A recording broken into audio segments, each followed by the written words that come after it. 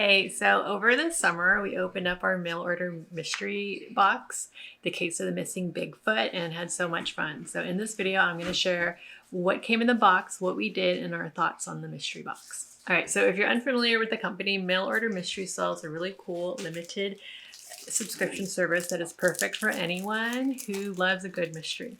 So it was created by a Canadian writer named Xuan, and she wanted to gift her tweens an experience that would spark their curiosity and get them off their screens for a bit. So you can choose from 5 different mysteries on their website, and earlier this year I chose to order The Case of the Missing Bigfoot for my youngest son, who is obsessed with cryptids. You can opt for either 1 letter a week for 6 weeks or get all the letters in one package, which we chose to do because I wasn't sure when we were going to do the mystery, and I just wanted it to fit into our schedule, so I just got the whole box. So each letter was personalized for my son, which made him really believe that detectives wanted his help in solving the mystery. And even though the letters were addressed to him, we worked together as a family to solve the case. So we decided to open 1 envelope daily so we wouldn't get too mentally taxed trying to solve the mystery, because I don't know about you, but I do not want any meltdowns. So day 1, in the first letter, the detectives introduced themselves and asked my youngest son to help solve the mystery. They described the scene and sent various pieces of evidence for us to review. Since this was my kids' first mystery, I helped them to analyze the info and take notes on what we knew as well as the questions that we had. And since we were in the middle of decluttering and redecorating our homeschool room, I decided to store all the letters in a yellow file folder so they wouldn't get lost in all the chaos.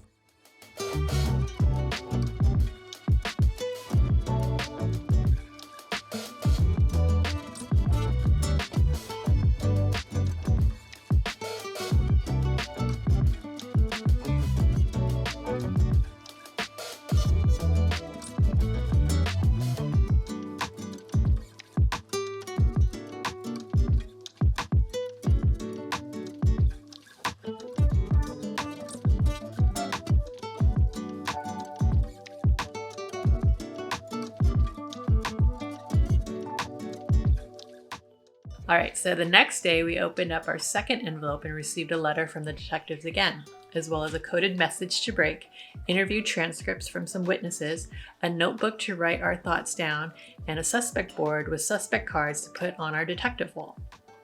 We filled out additional information on some of the suspect cards, and then my kids placed the suspects on the board according to how suspicious they were. While my oldest son worked on cracking the coded message, the other 2 kids and I decided to set up our detective wall.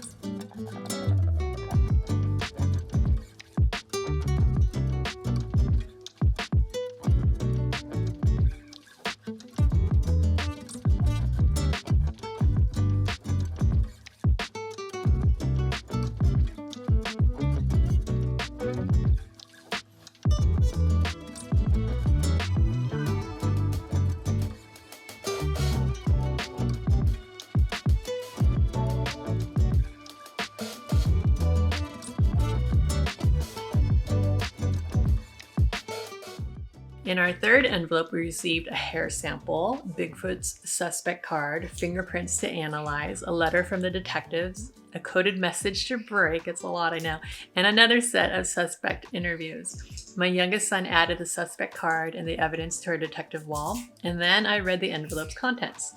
And don't mind me and my repeat outfits. Does anyone else constantly do laundry and end up wearing the same things over and over without realizing it? That's pretty much me every day.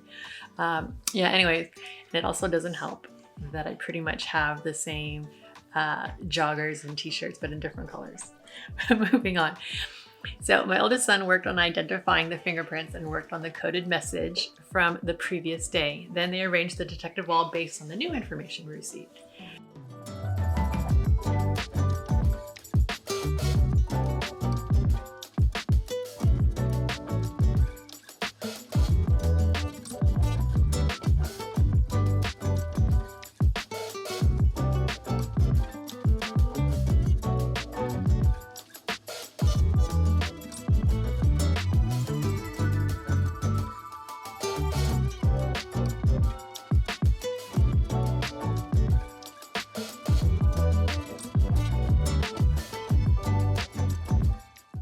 So in our fourth envelope, we received another coded message, a letter from the detectives, more transcripts, and an edition of one of the suspect's quarterly magazines.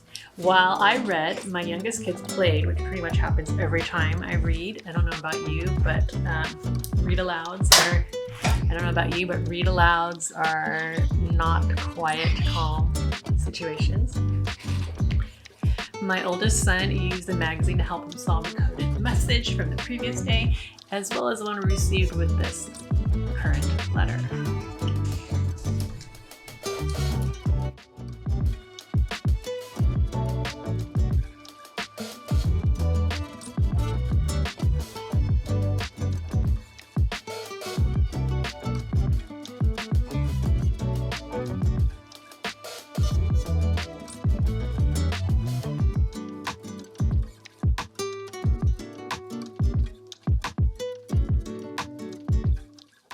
So in our fifth envelope, we received a letter from the detectives, proof that Bigfoot is a hoax, and another coded message that seems to use all the different types of ciphers my oldest son used in previous codes.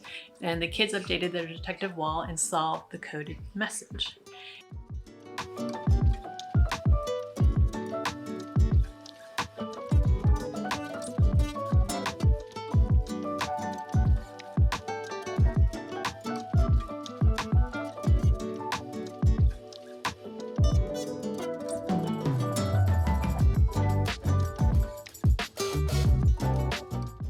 And in our final package, we received a letter from the detectives, a confession letter from the suspect, as well as a thank you letter and a gift from the victim. We were all wrong in who we thought was the thief, but the consolation prize was pretty cool, and my youngest son has it stored somewhere safely in his room.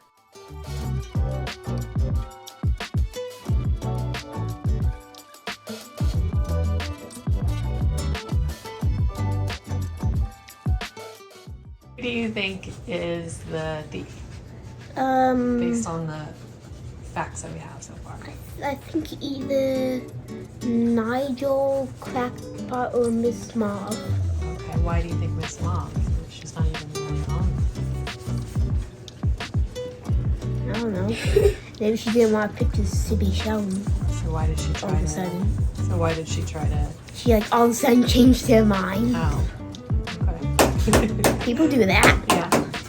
So hey guys, if you solve this, what would you do?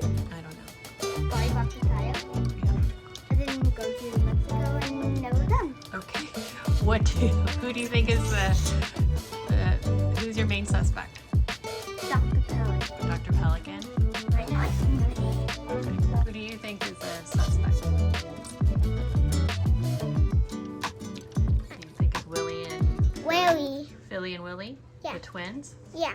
Yeah. You got popsicle on your face. Willie. I think it's either Ms. Mauve or Ms. Quenby, because we don't really know too much information about them. We don't really have a lot of information about them. We got a lot of information from everyone else. So that's who I think it is, and we will see.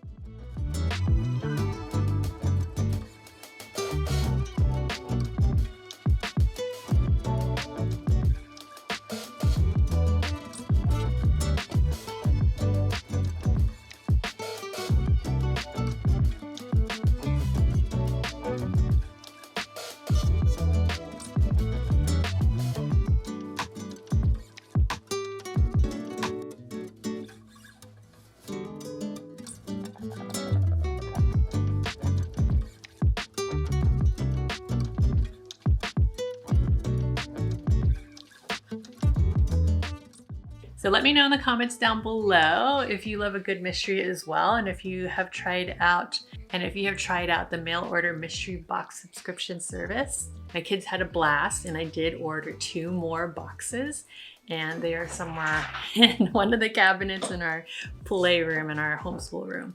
And what do we get? I think I got Treasure Hunt and the Enchanted Slumber. And I can't wait until we have time to get to them, and I'm not too sure when that will be because life has been pretty hectic these past couple of months, but hopefully we'll get to see them soon. Thanks for watching, and we'll see you in the next video. Ciao!